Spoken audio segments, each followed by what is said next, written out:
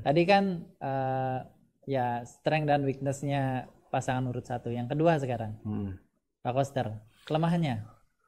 Apakah ini bentuk toleransi yang kebablasan? Menurut Tiang ini tugas ibu-ibu, niki penting. Tim PKK, guru-guru BK di sekolah, makin seperti tim PKK, kembalikanlah tim PKK niki seperti zaman dulu. Udah pindah aja ke agama Buddha. Terus sama aja sama kita, Dewa Buddha juga Dewa Wisnu kan begitu. Banyak yang minta saran sama Tiang loh, Ji, gimana Ji? Ini Aji jadi misionaris dari gini ya jadinya.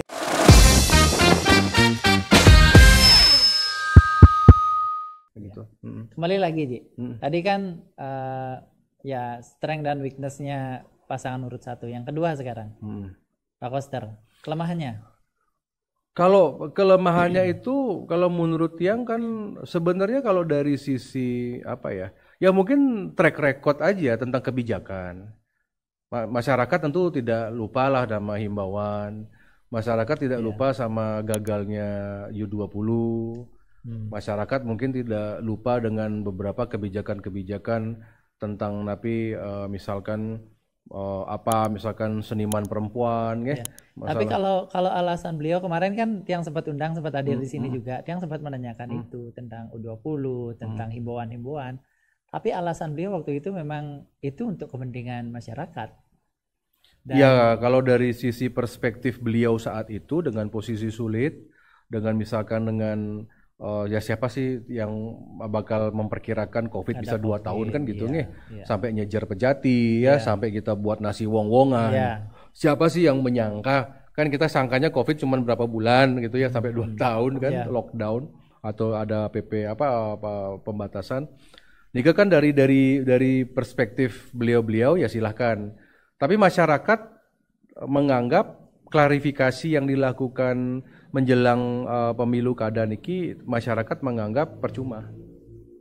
Ya toh udah terlanjur, toh U20 nggak bisa main, sama seperti penutupan SMA Bali Mandara. Sekarang misalkan mau dibuat di seluruh Bali, kan masyarakat kita kan gampang aja berpikirnya. Ya sekarang kemarin ditutup sistemnya, tapi sekarang mau lagi dibuat di 9 kabupaten yang kan sama.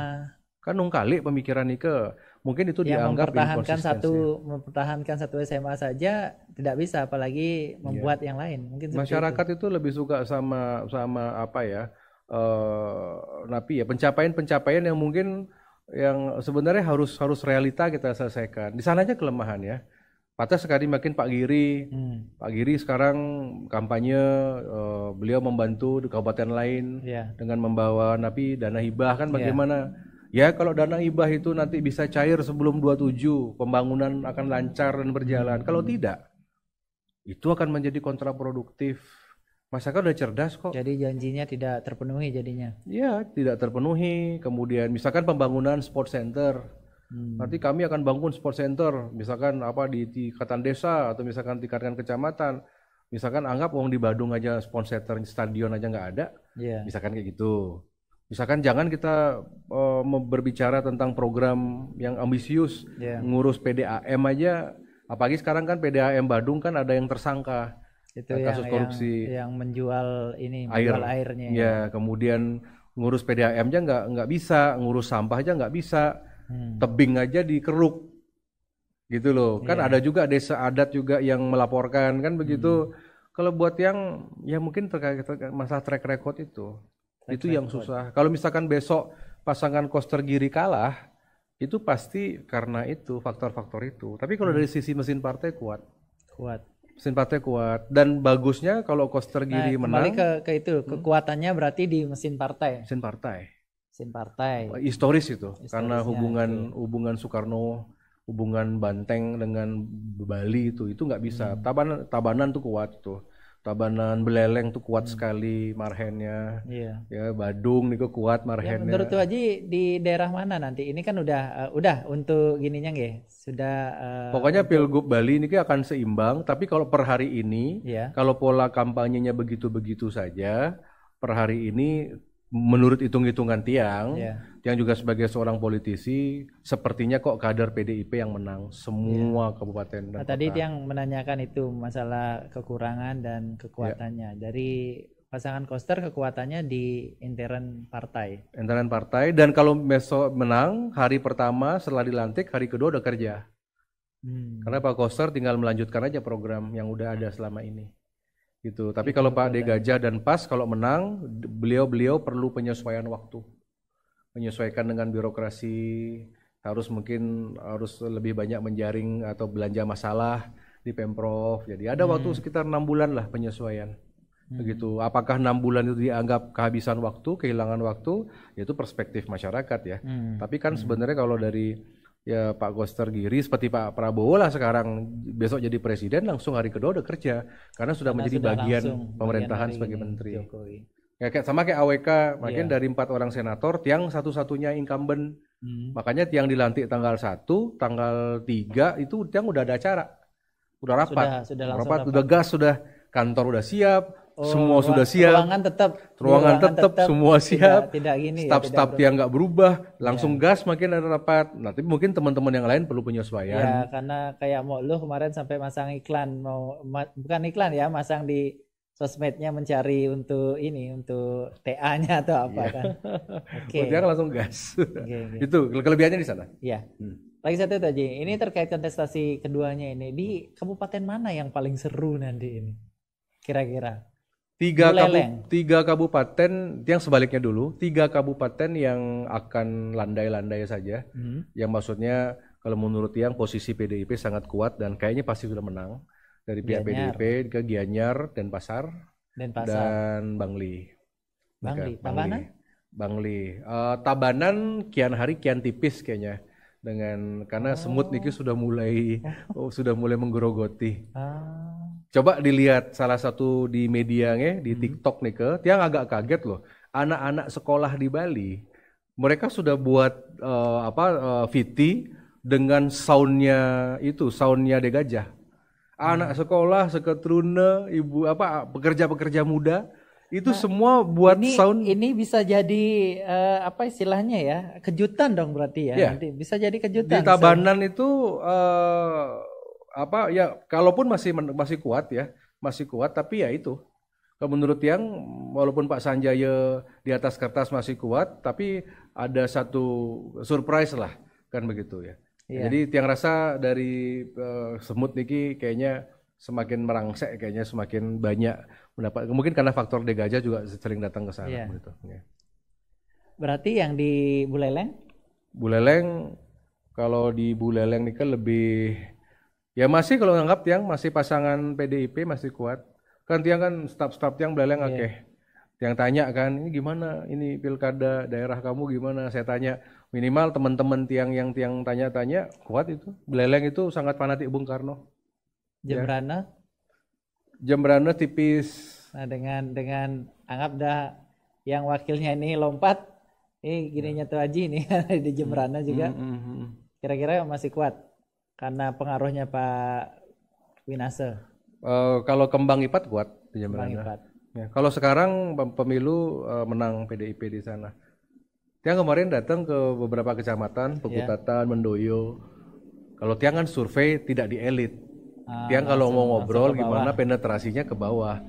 Mereka bilang ini kuat nih merah bagaimana gitu. Ya mungkin saya nggak tahu apakah Pak Tambe mungkin pasangannya atau bagaimana, mungkin ada janji-janji politik yang harus segera terrealisasi kan begitu. Kalau buat yang Jembrana masih ada, tapi Tiang dapat info Pak Tambe semakin menguat, tergantung karena Pak Tambe kan adalah kekuatannya Pak Tambe kan koalisi Prabowo dan Pak SBY.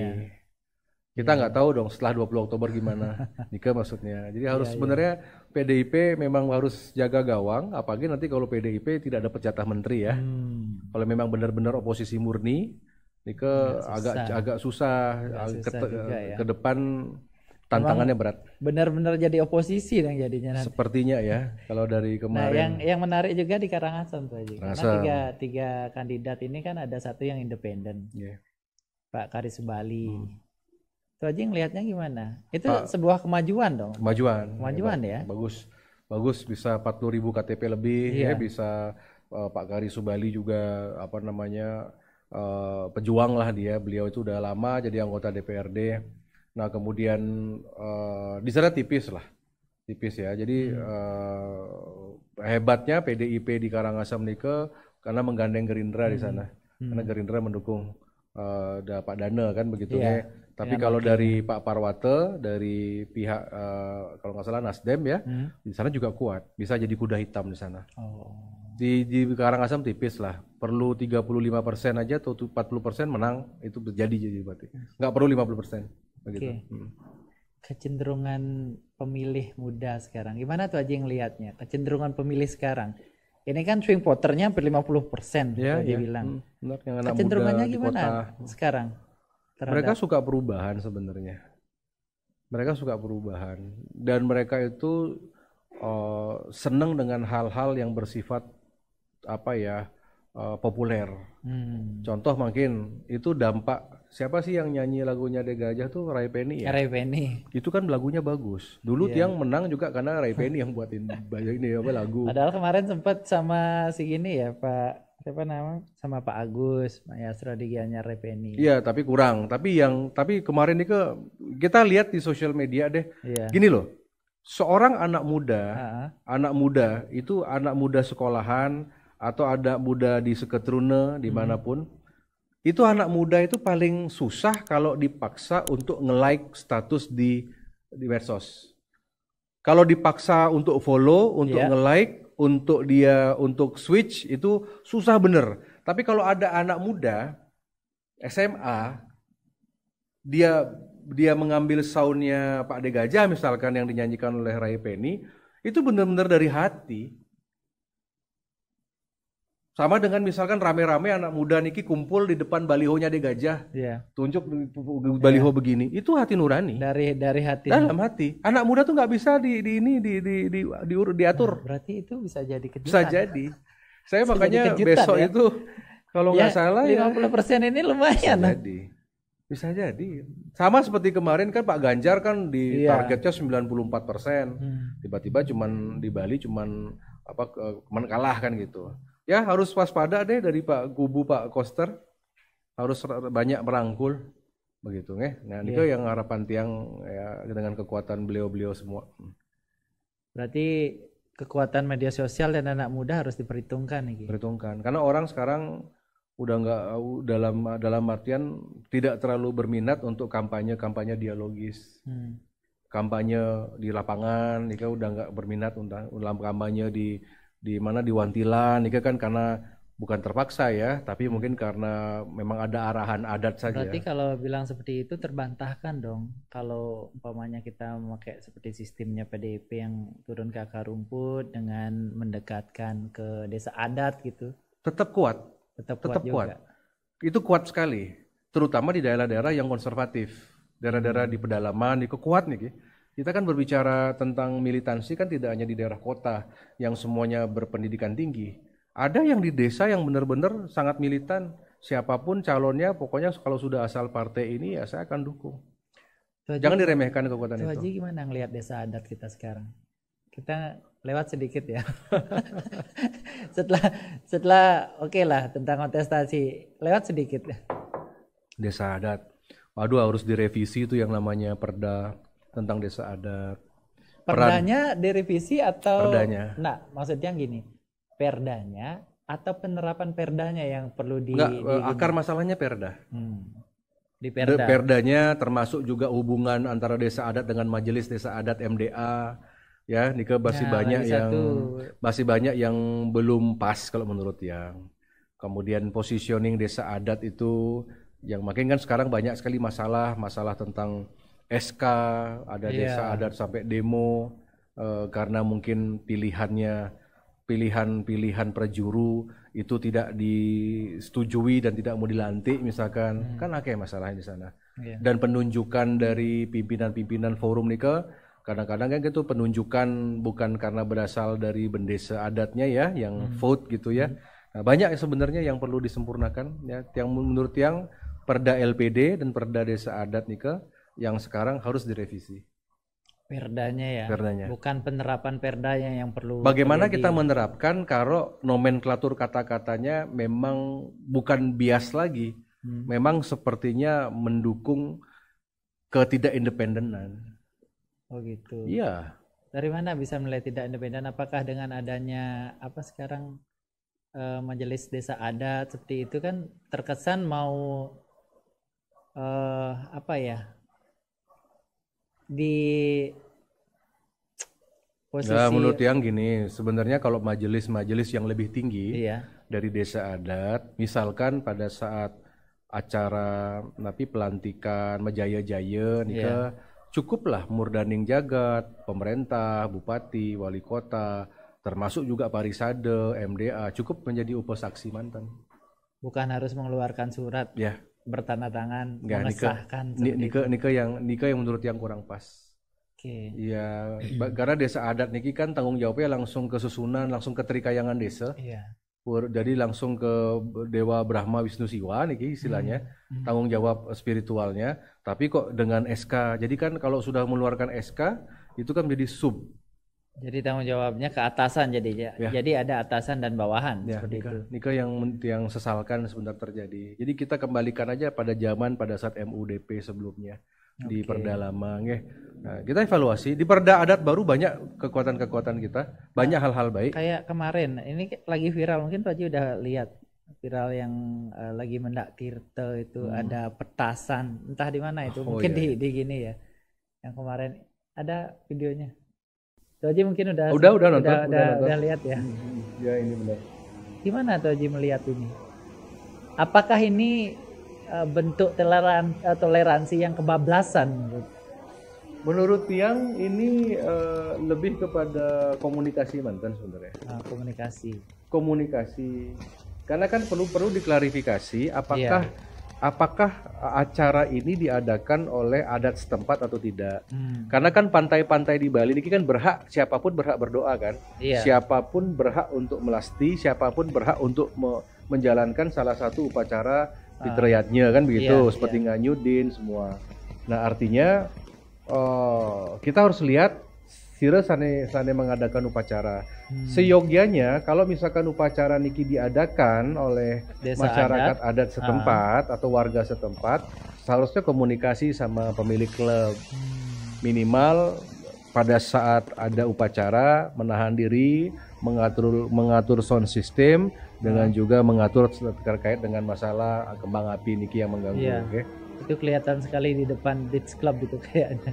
Kalau di depan beach club kita nggak bisa melarang karena yang penting niki kan pasir di pantai niki kan udah milik publik di sana. Begitu. Komunikasi mantan. Nah, juga salahnya jadi pemilik klub itu juga salahnya kenapa kok kalau ada kenapa kok karyawan-karyawan yang beragama Hindu tidak memberikan pencerahan kepada manajemennya? Nah, pertanyaannya apakah mereka berani? Kenapa tidak? Ya tidak semuanya seberani AWK ya. Ya mungkin itu dasarnya. Ya itu yang PR kita yang harus kita didik ya. Mungkin Tiang akan turun datang ke sana. Jadi bilang gitu. Memang tidak semua seberani AWK. Sekelas AWK aja, mohon maaf kemarin sampai diberhentikan karena membela Bali. Iya. Ya. Apalagi orang-orang sekelas kelas kayak saya, kelas gini bawahan gitu. Tidak ada dampak sebenarnya kalau memberikan masukan.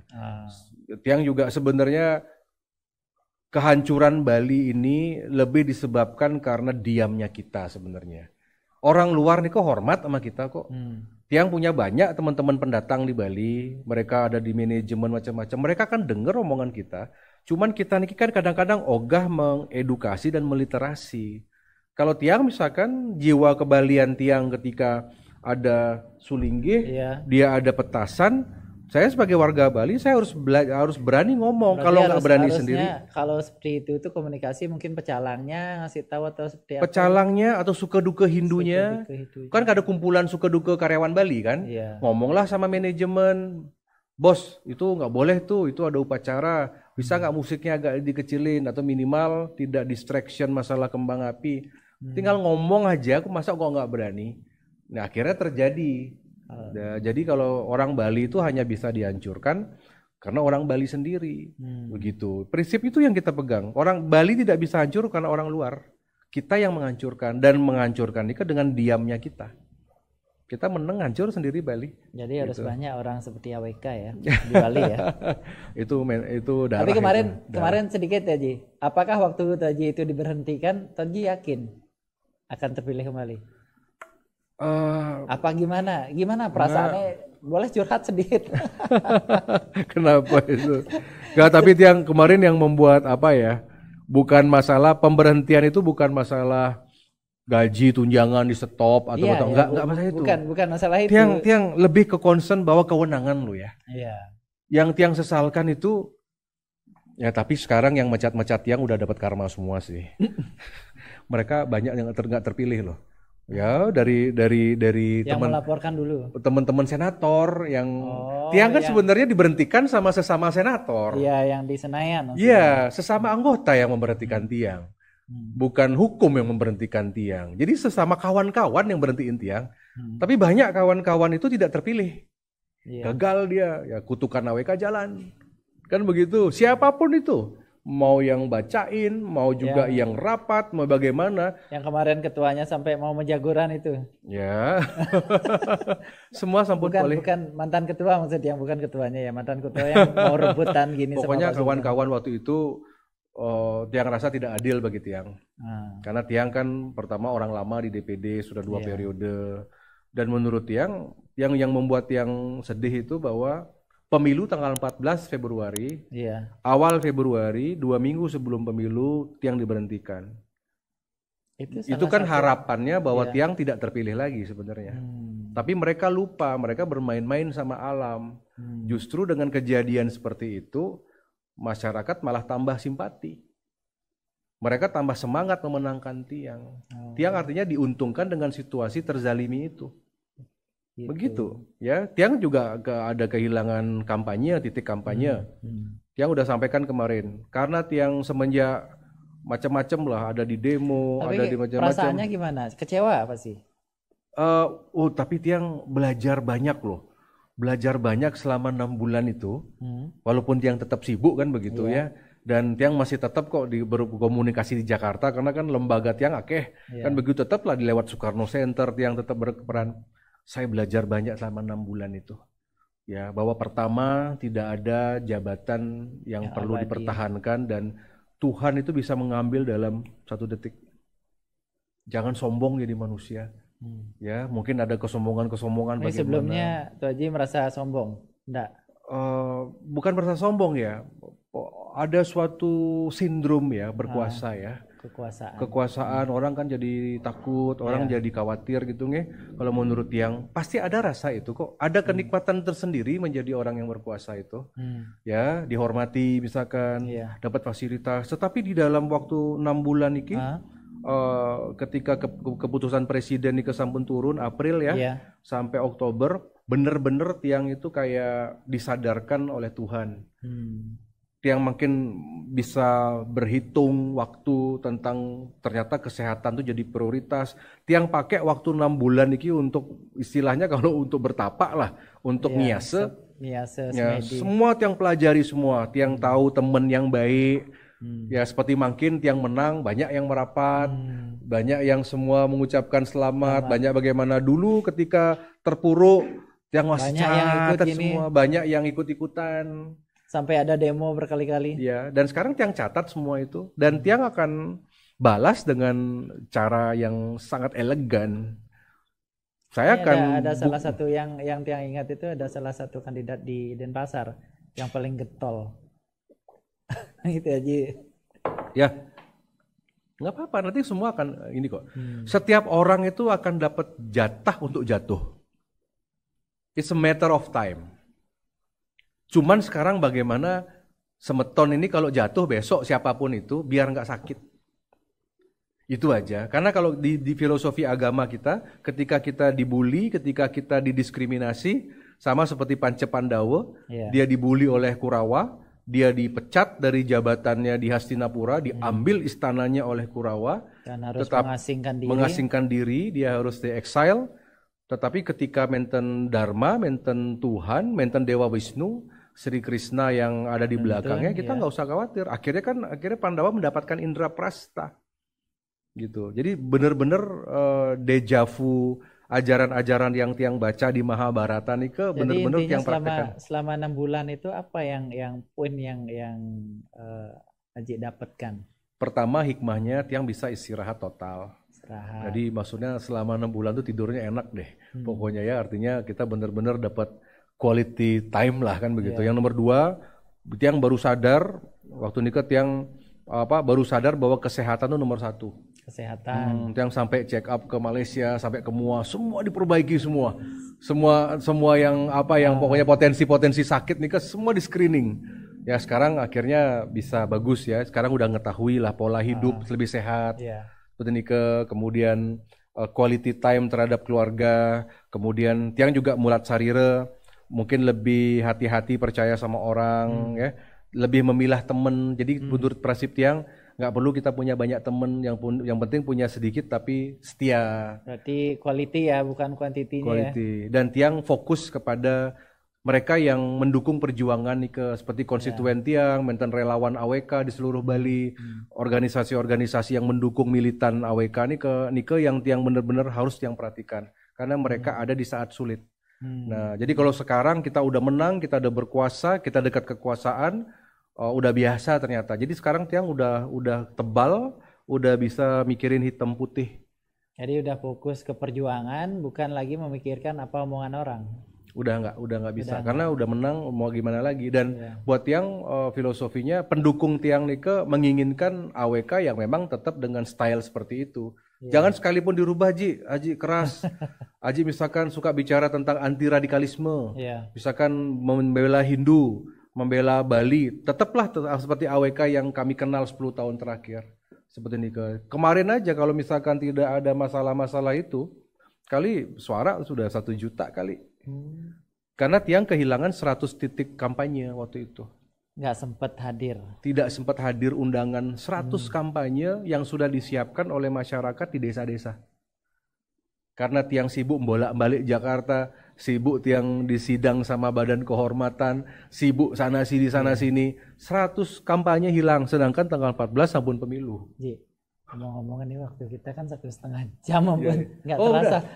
Nah, banyak sebenarnya yang banyak kan. Nantilah berseri. Nggak terasa loh, saking enaknya. Mungkin statement terakhir Ji. Pesan untuk siapapun pemimpin Bali. Lagi 1 Ji. Haji tahu Bali jadi nomor 1 angka bunuh diri di Indonesia. Ya, tiang mau konsen di situ juga karena beberapa waktu terakhir pelaku atau korbannya itu adalah anak-anak. Anak-anak ya. Itu Ji. Gimana pesan-pesan Haji untuk pemimpin ke depan ini? Sekalian statement terakhir nih ya. Iya, jadi ini salah satu tujuan tiang selalu datang ke sekolah-sekolah untuk mental health sebenarnya. Kita sudah tahu polanya, sudah dapat, sudah terpetakan lah mappingnya seperti apa.